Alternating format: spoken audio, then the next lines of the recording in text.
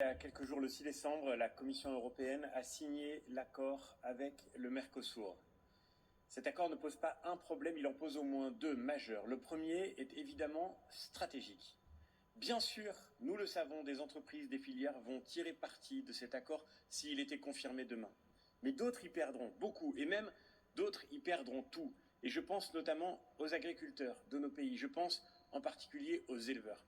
Nous n'avons pas le droit de regarder cet accord comme une équation économique avec des gagnants et des perdants. Nous avons le devoir de porter un regard stratégique sur nos filières de production, parce que oui, l'agriculture est une filière stratégique. Ce n'est pas un enjeu folklorique, ce n'est pas une question de protection d'un patrimoine culturel, pas seulement une question de protection de notre identité. C'est d'abord pour protéger la résilience de nos pays face aux crises de demain. C'est d'abord pour garantir la sécurité alimentaire à nos concitoyens. Que diront ceux-là même qui applaudissent le Mercosur si une crise alimentaire devait nous conduire à faire l'expérience que l'Europe ne sait plus nourrir ceux qui vivent sur son sol? Ils diront que nous avons été irresponsables et ils auront bien raison. Au-delà du problème économique, il y a un problème politique.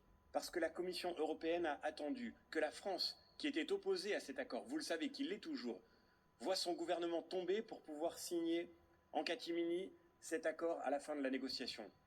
On ne peut pas traiter comme cela un pays, une démocratie, on ne peut pas traiter comme cela les citoyens de nos États membres. C'est un devoir démocratique que la Commission aujourd'hui s'engage à soumettre cet accord à la ratification non seulement de notre Parlement, et nous travaillerons à construire une majorité contre lui, mais aussi à la ratification des parlements nationaux. L'Europe ne se fera pas sans les peuples qui la constituent. C'est bien sûr totalement faux, et ceux qui pourront écouter le propos de Léna Dupont, comme suivre le travail que nous faisons avec nos collègues du PPE, le verront avec clarté. Nous défendons le fait de mettre fin à l'immigration illégale en Europe. Nous ne voulons pas répartir les migrants illégaux, nous voulons faire en sorte qu'ils repartent. Et c'est tout l'objet de ce travail sur la directive retour que nous mènerons avec tous nos collègues qui sont ici. C'est nous qui avons posé ce débat sur la table aujourd'hui et nous sommes fiers de travailler pour faire en sorte que l'Europe construise ensemble une stratégie efficace. C'est peut-être une différence que nous avons, une stratégie collective pour faire en sorte de lutter contre l'immigration illégale, pour que nos États gardent leur souveraineté sur leur politique migratoire. Dans 3 semaines, la COP29 commencera à Bakou, chez Ilham Aliyev. Aliyev, bourreau du peuple arménien, qu'il a attaqué à plusieurs reprises pour le chasser des terres qu'il occupait historiquement, dans le Haut-Karabakh, mais aussi maintenant sur le territoire de la République souveraine d'Arménie. Aliyev qui s'attaque à nos pays, qui s'attaque à toute l'Europe en déstabilisant la France, en Nouvelle-Calédonie, comme dans tant de départements, de territoires d'outre-mer et jusque dans nos médias.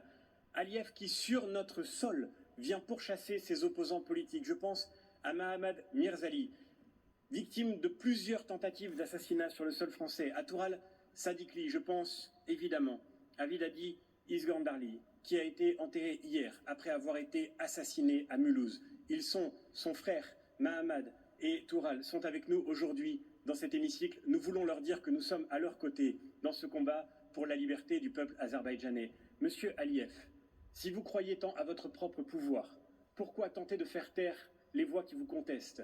Si vous croyez tant à votre légitimité, pourquoi user de la violence? Il est temps, chers amis, que l'Europe sorte enfin de son inconscience.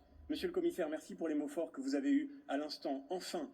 Mais non, la COP29 n'est pas une opportunité. La COP29 est un scandale, une honte qui salira l'histoire même de l'engagement pour la protection de l'environnement dans un pays auquel nous achetons le gaz qui fait, là encore, notre lâcheté collective. Il est temps de dénoncer aujourd'hui l'accord gazier qui lie la Commission européenne avec l'Azerbaïdjan, de prendre les sanctions qui s'imposent contre M. Aliyev et son régime et de dire enfin que la démocratie et le cœur battant de l'Europe sont du côté du peuple arménien qui se battent pour la liberté, pour la paix, pour la sécurité dans cette région du Caucase comme dans le monde entier.